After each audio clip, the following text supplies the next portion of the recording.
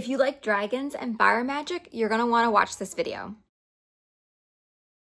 Welcome back to The Reading Chamber, an online bookstore for young adult fiction. I'm Jess, the owner, and this is our deeper dive into books that we sell at The Reading Chamber and YA books I read in recent weeks. I know it's been a really long time since I posted a video like this. I've been mostly posting shorts just because I have not had a lot of time at all to do kind of content creation. In addition to running the bookstore, I do beta reading and developmental editing, so I've been bogged down with those projects for the past 2 months. I have some contracts ending in December, so I'm hoping after that I will have a more regular schedule for posting. But for now, I'm going to keep posting some YouTube shorts and hopefully get another 1 or 2 of these out before the end of the year. On to our book for this video, we are featuring Destiny Seeker by Whitney McGruder, and this is the perfect book to read in the colder months. Ilse is an ice chanter and Feshma is a fire weaver. These two team up to break through the wall that surrounds their village and explore the larger world. Yet this world is not all that they expect it to be, and they're pulled into a war. By traveling to all corners of the world, Ilse, her best friend, and Reshma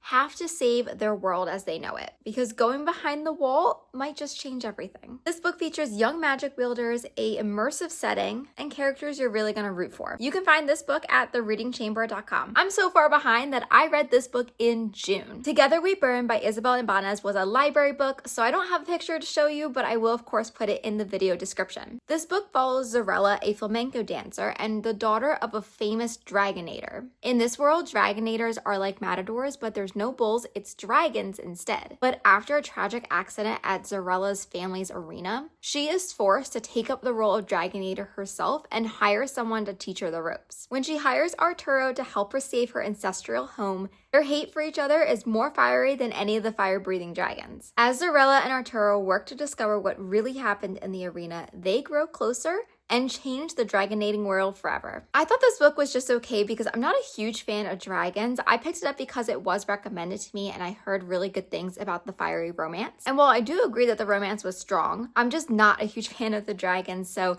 for me, this was a 3-star read where I liked it, but not one of my favorites. I think Zarella is a really strong character. I loved her passion, but Arturo pissed me off a little bit. However, if you are a fan of dragon books, this is one not to be missed because of the Spanish influences. It really takes the history of bullfighting and turns it into dragons in such a creative way. While I've seen some people liken this to How to Train Your Dragon, I personally don't think it's as good as that. This book definitely dwells more on that saving the ancestral home, so your heritage, more than How to Train Your Dragon, which I think is a lot more of actually fighting dragons. While it's true that both have characters that kind of come into their own, I do believe that Together We Burn has a very interesting journey because Zarella never changes who she is, she just becomes stronger. So if you like dragon books, definitely try Together We Burn. And as a reminder, you can get Destiny Seeker the Messenger at thereadingchamber.com. Thanks for watching.